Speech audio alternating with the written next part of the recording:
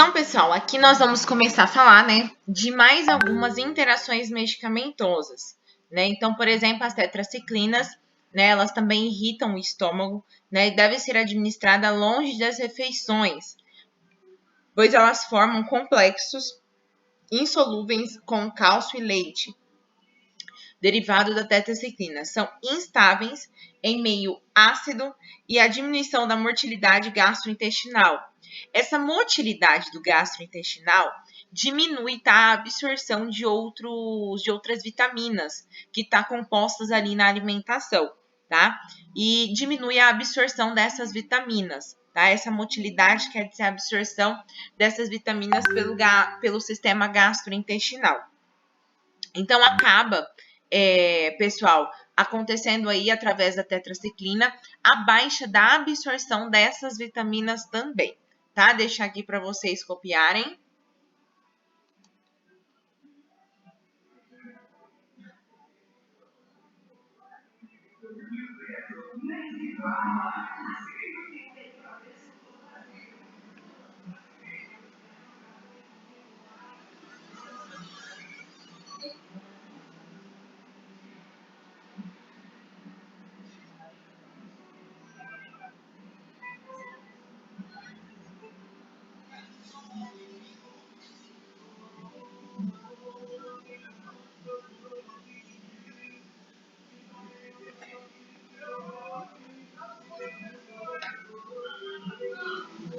Certo?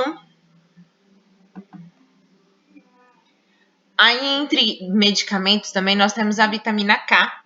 Pessoal, a vitamina K, ela é um ótimo aí, ela controla hemorragias, tá? Então, pacientes que estão com hemorragia, é muito bom a vitamina K. Ela inibe a resposta dos anticoagulantes orais, tá? Então, ela é sempre ao contrário, tá vendo? O anticoagulante, ele deixa o sangue, né, mais fluido. A vitamina K, ela tira esses anticoagulantes, ou seja, ela coagula o sangue. O álcool aumenta a ação antiagregante plaquetária da aspirina, né? Então, aqui no caso, o álcool, ele aumenta a ação aí dos anticoagulantes, ou seja, deixando mais aí fluido o sangue, podendo ocasionar uma hemorragia. Aumento do potencial para toxicidade e nefrotoxicidade do bloqueio neuromuscular no uso concomitante de aminoglicosídeos e furosemida, vancomicina ou anfoteromicina B, tá? Podem causar aí toxicidade, né, no nosso sistema renal, até mesmo uma insuficiência renal com a utilização aí desses medicamentos.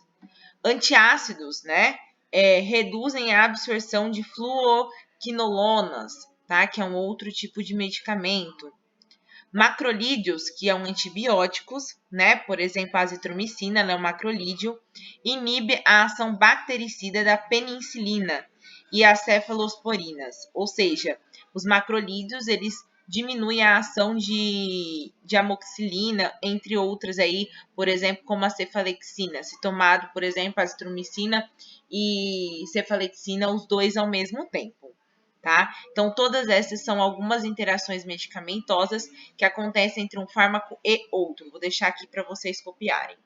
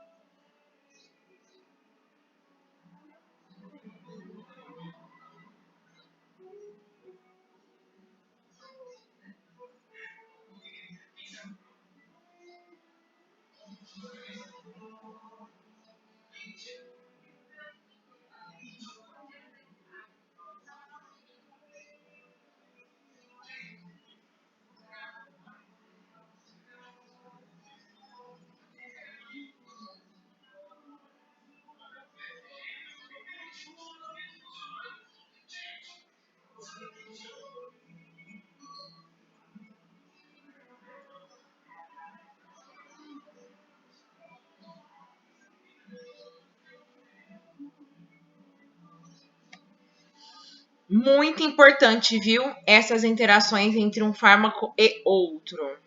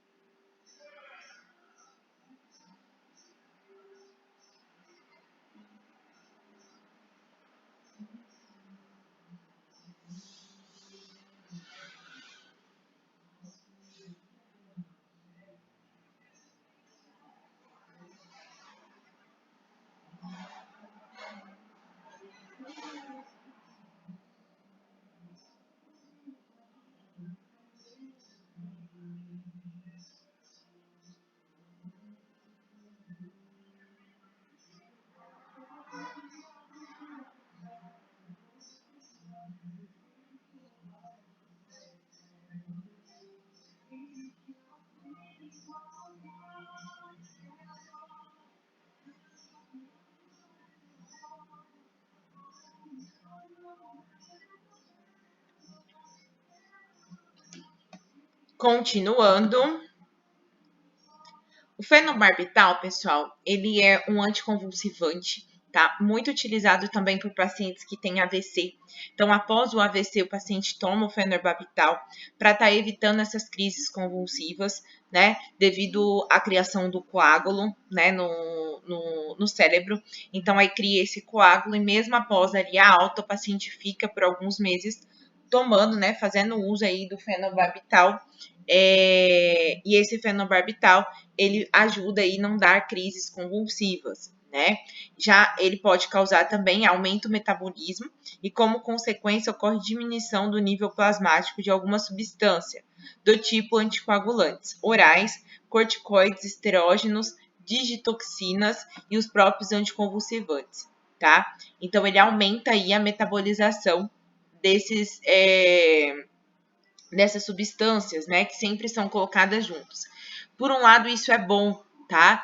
O fenobarbital potencializa a ação desses anticoagulantes, porque realmente é a função dele, né? A função dele é fazer com que aumente essa potência aí para estar diminuindo esse coágulo, né? Para estar saindo esse coágulo. E esse coágulo ele só vai sair quando eu tenho ali, né? A oxigenação do cérebro para estar saindo. Então, quanto mais o anticoagulante ter o seu efeito, melhor vai ser a ação. Então, isso aqui nós falamos que é uma ação nociva, tá? Do fenobarbital com esses outros tipos de medicamento.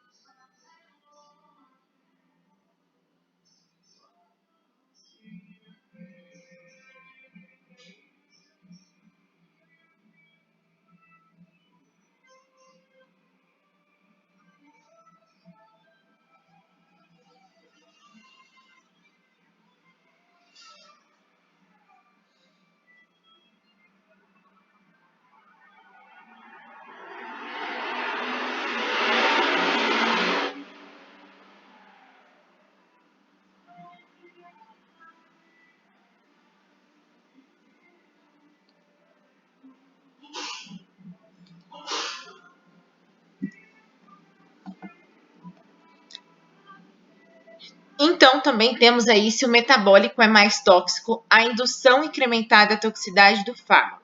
O alotano, por exemplo, ela é isoniazada na presença de fenobarbital ou de outros indutores, originando metabólicos hepatotóxicos em maior quantidade, tá?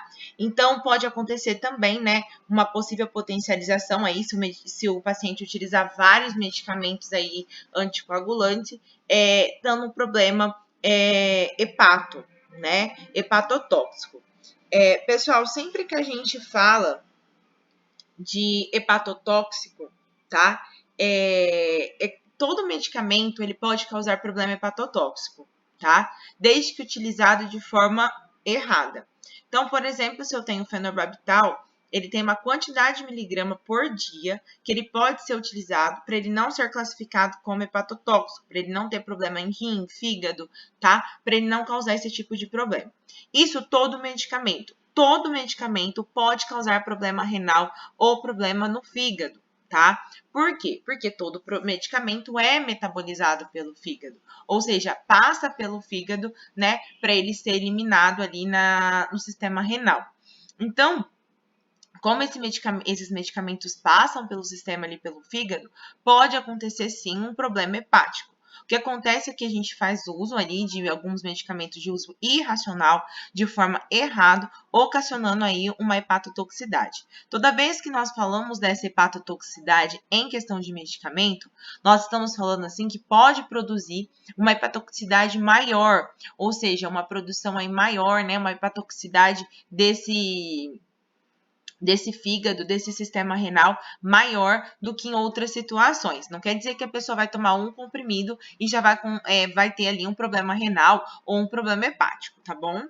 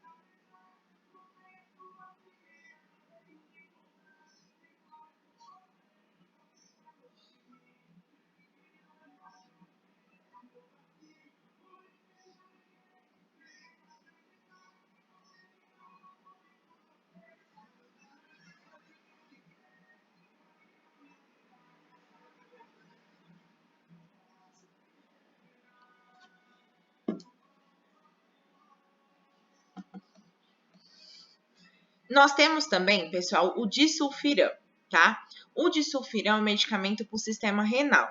Ele inibe aí a desidrogenase aldeídica, ou seja, esse aldeído, ele é tóxico, tá, para o nosso corpo, determinando sintomas desagradáveis, tá? Que desencorajam os alcoólatras pelo acúmulo de acetaldeído.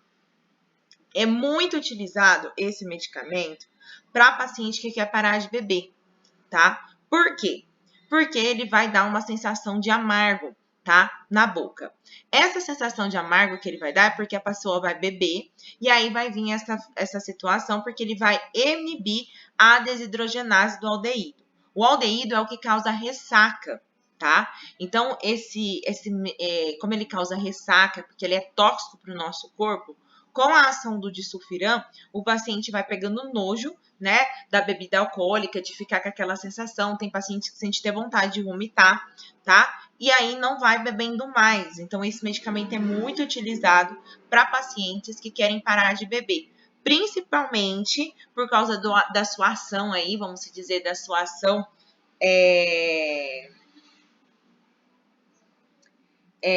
essa ação, né, que a gente fala que é uma ação, uma reação adversa, porém é algo que é bom, né, para o paciente parar de beber.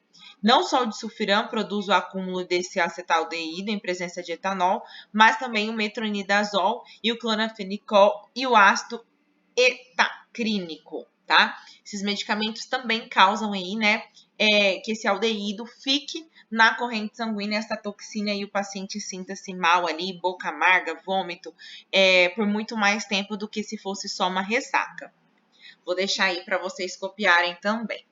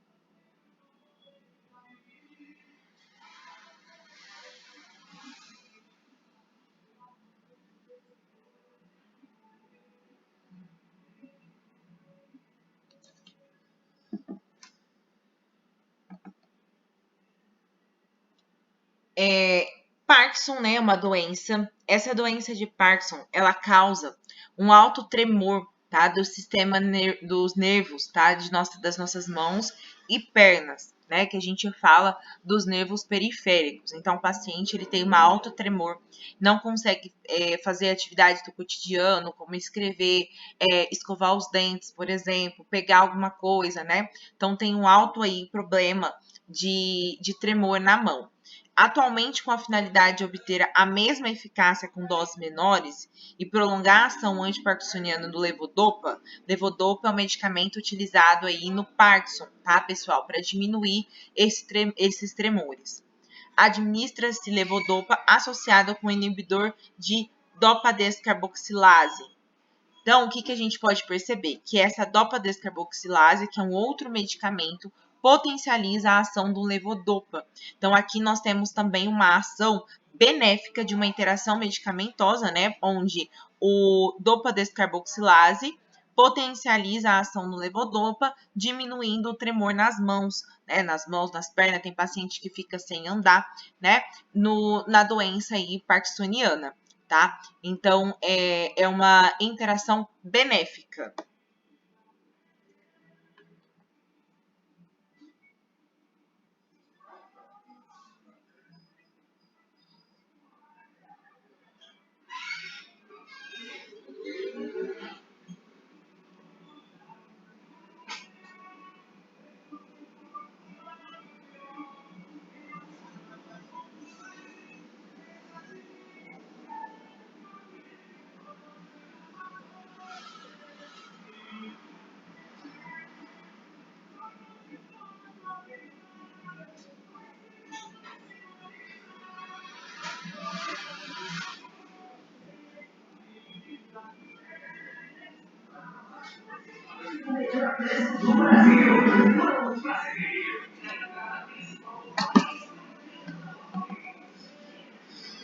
O cloranafenicol, pessoal, é uma vitamina, tá? O dicumarol também e fenilbutazona é um medicamento aí, é um anti-inflamatório, tá? E esses também inibem o metabolismo aí de hipoglicemiantes orais, tá? O que são hipoglicemiantes? São medicamentos que atuam na diabetes mellitus, tanto o diabetes mellitus tipo 1 quanto tipo 2, ele atua, né, diminuindo aí a diabetes tipo 2 e tipo 1, tá? E esses medicamentos, né, diminui aí a metabolização desses hipoglicemiantes, ou seja, reduzindo a ação desses hipoglicemiantes. Então, não é todo paciente que pode tomar essas vitaminas, tá? Porque podem causar, né, esses problemas aí, diminuindo a ação do hipoglicemiante. E quando nós temos uma diminuição da ação do hipoglicemiante, consequentemente, nós temos aí o aumento, né, de açúcar na corrente sanguínea. E se nós temos um aumento de açúcar na corrente sanguínea, pode gerar N problemas aí, né, com o paciente. O álcool etílico, tá? O alopurinol e o clonafenicol e o metronidazol inibe também o metabolismo de anticoagulantes orais, tá? Nesse caso, não inibe a insulina subcutânea, e sim anticoagulantes orais, tá? Como metformina, glimepirida, glicazida, tá?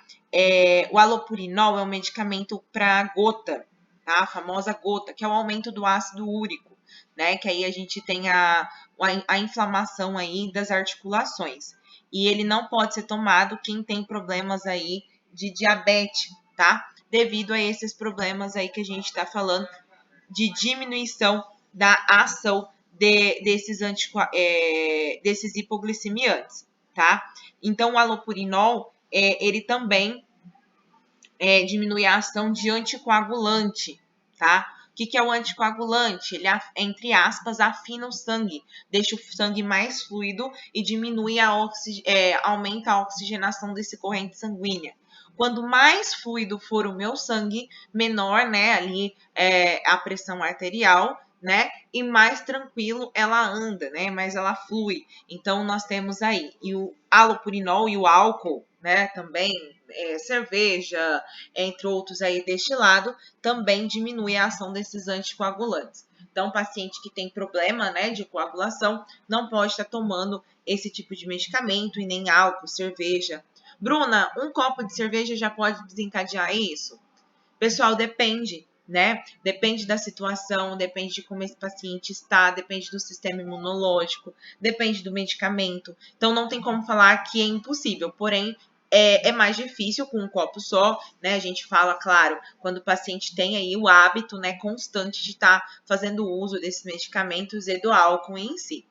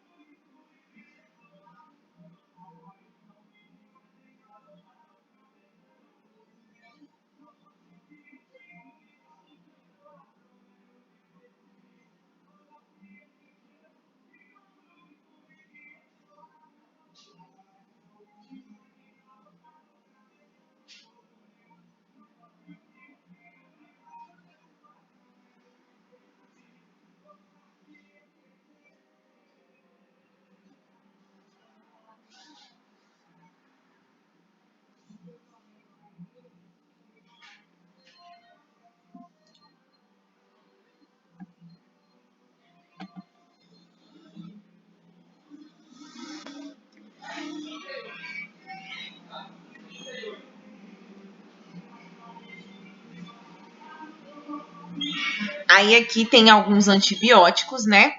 E associado com esses medicamentos, né, com alimentos, com acidificantes, anticolinérgico, né, algumas alcalinizantes, pode acontecer o efeito aí da aceleração da absorção digestiva dos antibióticos de caráter básico, pode aumentar os efeitos antibacterianos dos antibióticos básicos no trato urinário e diminuir o efeito dos ácidos, tá? Os principais antibióticos, pessoal, que têm interação são das classes de penicilina, como a amoxicilina, tá?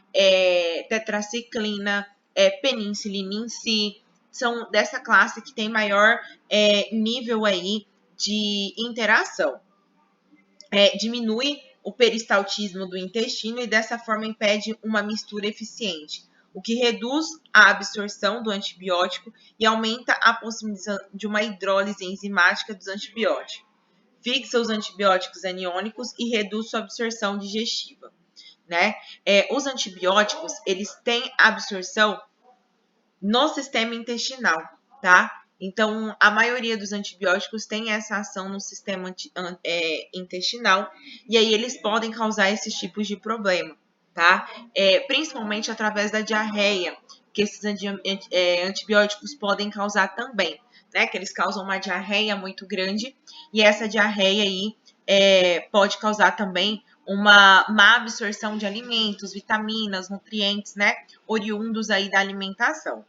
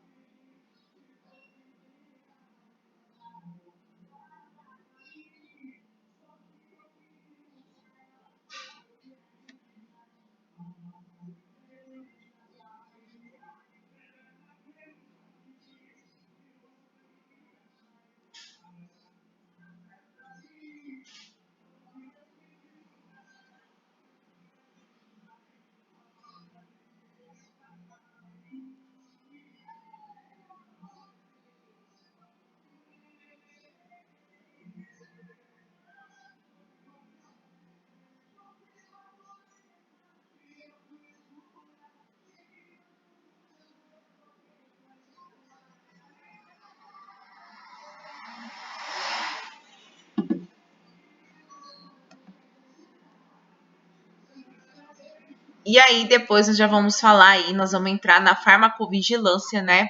Que é o que estuda todas essas ações adversas, essas reações adversas, e vamos aprender a observar, né, um receituário médico a partir de toda